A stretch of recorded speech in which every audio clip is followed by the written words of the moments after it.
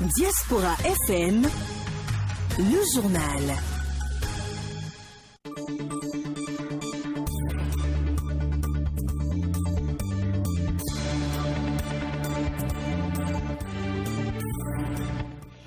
Heures partout au Bénin. Mesdames et messieurs, bonjour. Nous sommes vendredi 25 juin 2021. Voici le sommaire de ce journal. En fin de mission au Bénin, l'ambassadeur de la République fédérale d'Allemagne, Hakim Troster, a été fait ce jeudi 24 juin 2021 commandeur de l'Ordre national du Bénin. La cérémonie de décoration a été présidée par la vice-présidente de la République, grande chancelière. Passation de charge à la Fédération nationale des étudiants du Bénin-FNEB. Ce jeudi 24 juin, Igor Rodolphe a pris officiellement service quelques jours après son élection à la tête de l'instance. Et puis les députés burkinabés ont examiné le projet de loi portant prorogation de la durée de l'état d'urgence décrété en raison de la situation sécuritaire du pays.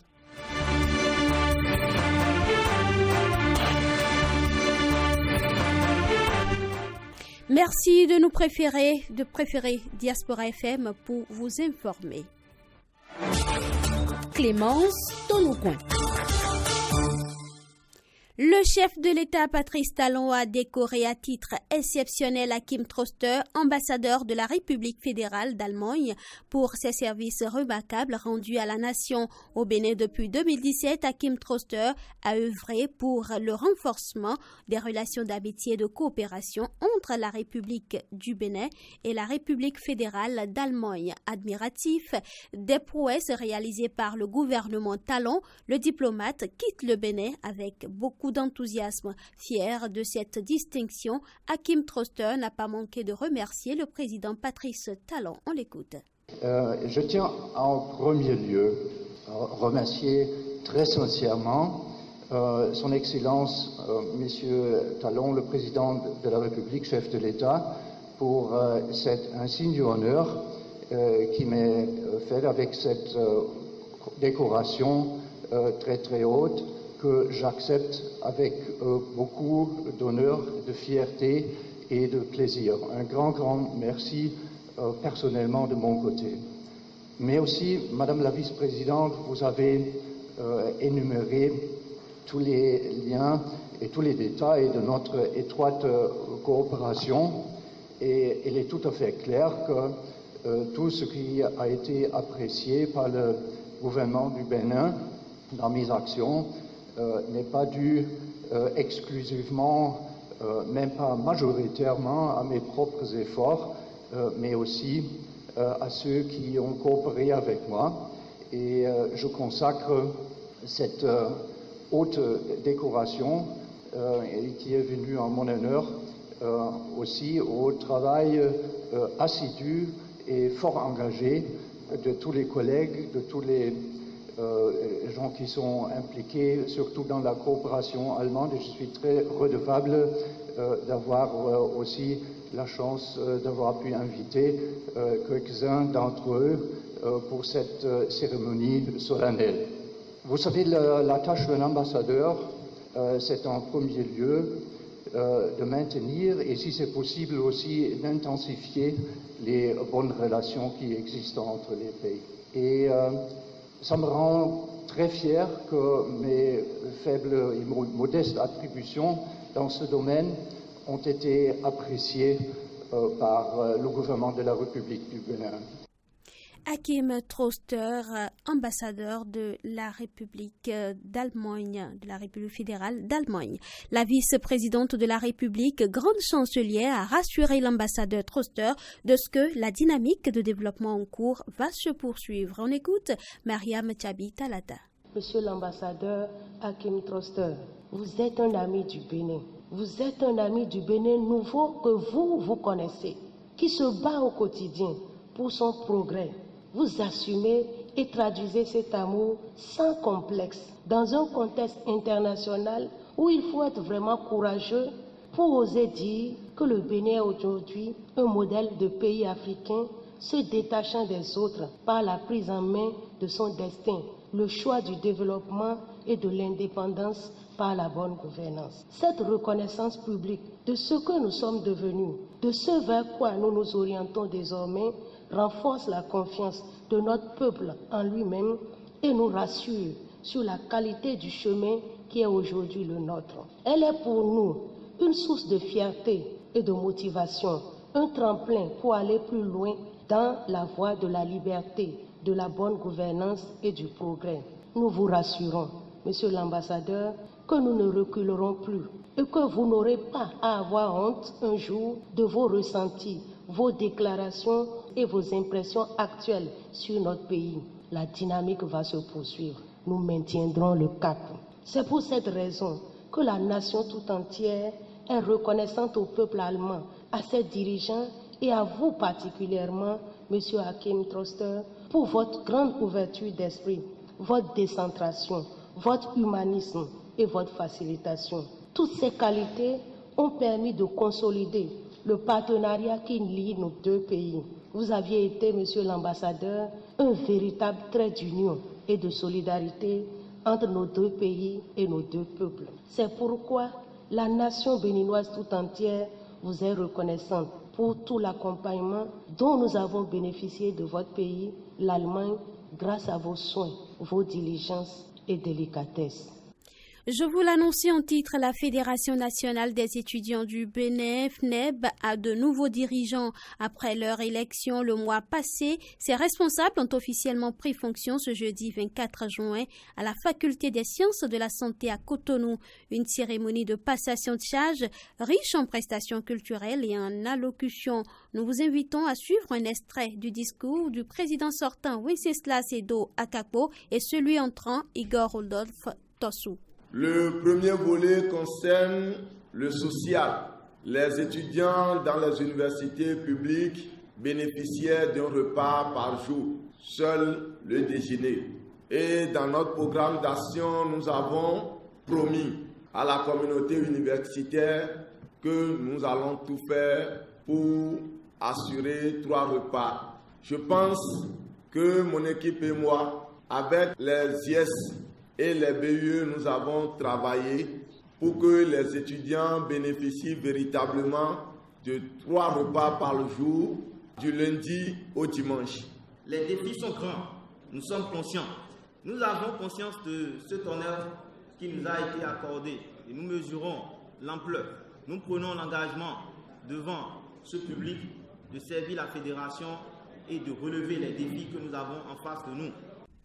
Les populations touchées par les crues des eaux ont reçu jeudi 24 juin 2021 le soutien du gouvernement. Une délégation composée du ministre des Affaires sociales et de la microfinance Véronique Tognifodé, du ministre de l'Intérieur et de la Sécurité publique Alassane Seydou et du ministre des Affaires étrangères et de la coopération Aurélien Agbenossi étaient au chevet des sinistrés de Grand Popo. Des vivres, une enveloppe financière et autres appuis ont été remis ce jeudi 24 juin 2021 aux autorités locales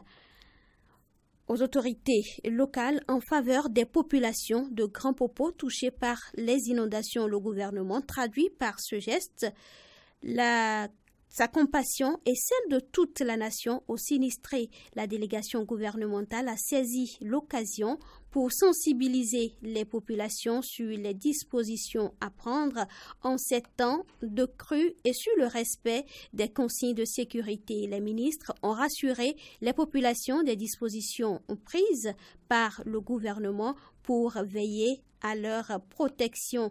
D'autres actions à long terme sont prévues pour contrer les inondations cycliques auxquelles sont confrontés les habitants de Grand Popo, selon la délégation ministérielle.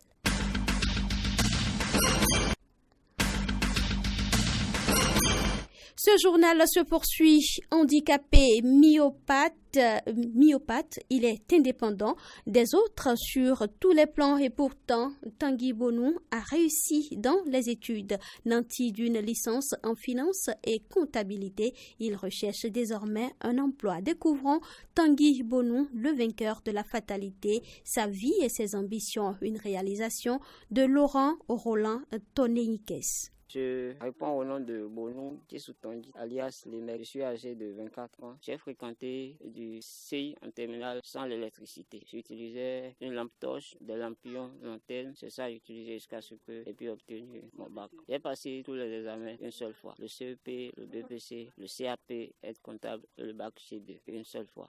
Tous les examens. Atteint de la myopathie et issu d'une famille pauvre du village de Domegbo, dans l'arrondissement de Glodjigbe à Abomey-Calavi, Tanguy Djesou-Tangui Bonou s'est engagé avec la fatalité et il y arrive. Lundi 7 juin 2021, celui qui aurait pu se retrouver sur les carrefours et contraint à la mendicité a par contre soutenu avec brio son mémoire de licence en finance, comptabilité et audit. Et pourtant, depuis son enfance, il est dépendant des autres. C'est papa qui m'amenait tout le temps à l'école. Le matin, quand je me lève, je me brosse les dents. On m'amène aux toilettes. Après, on m'amène sous la douche. Après cela, mes frères et sœurs m'aident à m'habiller et c'est papa qui me met sur la moto et me transporte à l'école. Chaque matin, ça a été toujours comme ça. Et le soir, papa revient me chercher encore. Arrivé à l'école, papa me prend dans la main, me dépose dans la salle de classe. Je reste dans la salle du matin jusqu'au soir. Quand j'ai besoin de quelque chose, les camarades sont là et je leur demande telle chose et puis ils m'aident. Pendant la récréation aussi, je commande à mes camarades et ils vont m'acheter. Son père Barthélemy Bonou ne regrette aucunement l'assistance qu'il porte à son enfant. Il a aussi une mission sur terre, pense-t-il. L'enfant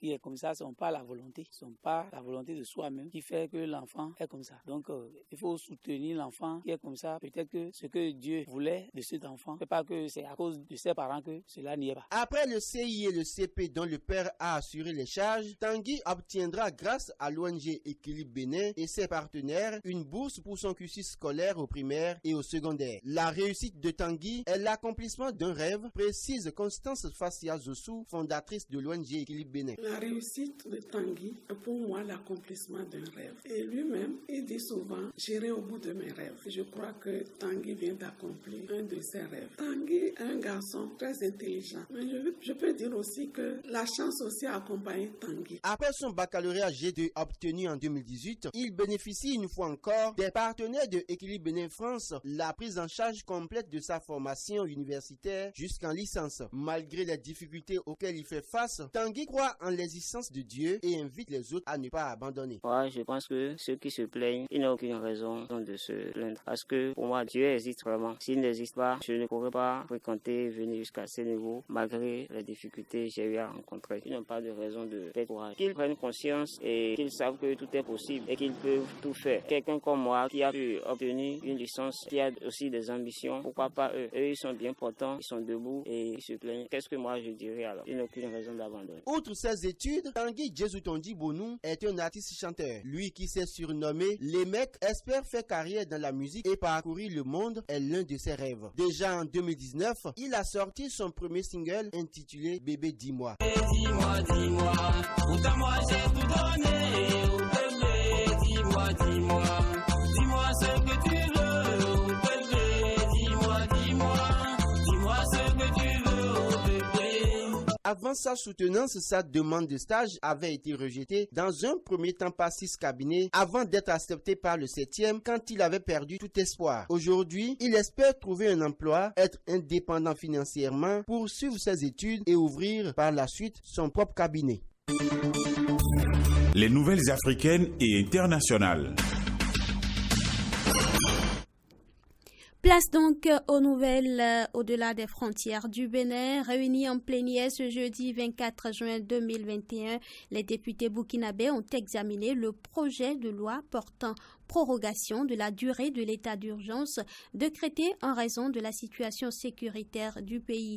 L'état d'urgence en vigueur depuis le 10 janvier 2020 pour une période de 12 mois prend fin le 12 juillet 2021 à 24 heures. Mais force est de constater que la situation sécuritaire n'est pas guère meilleure, d'où la nécessité de proroger l'état d'urgence pour permettre au gouvernement de maintenir et de renforcer la lutte contre le terrorisme, indique l'Assemblée nationale burkinabé. Cette prorogation devrait permettre également de prendre des mesures visant, entre autres, le contrôle, l'interdiction de tout enseignement prônant la violence, l'assignation à résidence de toute personne qui incite et crée la violence, la limitation des moyens d'aller et de venir des citoyens.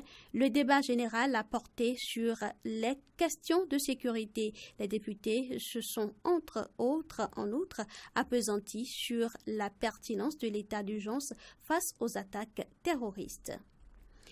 Les avocats de Guillaume Soro promettent de nouvelles actions contre l'État ivoirien après sa condamnation par défaut à la prison à vie pour notamment complot et atteinte à l'autorité de l'État. L'ex-premier ministre, ex-président de l'Assemblée nationale, mais aussi ex-chef de la rébellion des forces nouvelles, Guillaume Soro, entend contre-attaqué en appel devant la justice ivoirienne, mais aussi et surtout devant les juridictions internationales. À la sortie d'audience à Abidjan, Maître Raoul Goyibi, un des avocats des condamnés, a promis de contester le verdict, comptant sur la sagesse des juges d'appel pour l'aider à rétablir le droit. L'avocat prévoit de déposer des compléments de plainte devant les juridictions internationales déjà saisies au nom de l'ex-président de l'Assemblée nationale et de ses proches. 4 procédures sont actuellement en cours devant le groupe de travail des Nations Unies sur la détention arbitraire, devant le Comité des droits de l'homme de l'ONU, devant la justice française pour un enregistrement diffusé par le procureur ivoirien Richard Abou et devant la Cour africaine des droits de l'homme et des peuples. Et pour finir, en Algérie, l'Algérie qui se dote d'une agence nationale de réhabilitation des anciens sites d'essais et d'explosions nucléaires français dans le sud algérien. Le décret signé par le Premier ministre Abdelaziz Djirad a été publié au journal officiel. Cette nouvelle agence est placée sous la tutelle du ministre algérien de l'énergie. Selon le décret, son objectif est de mettre en œuvre des programmes de réhabilitation des anciens sites d'essais et d'explosions nucléaires français dans le sud algérien jusqu'à l'achèvement complet de ces travaux et la remise de ces anciens sites aux collectivités locales concernées.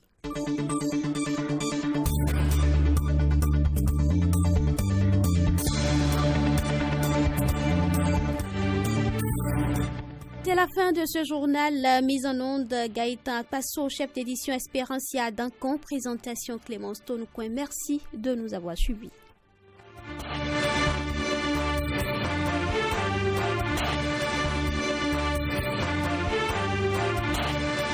Diaspora FM.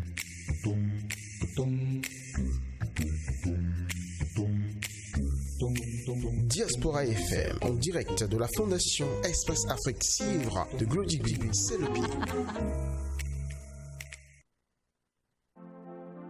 Pape Azakul.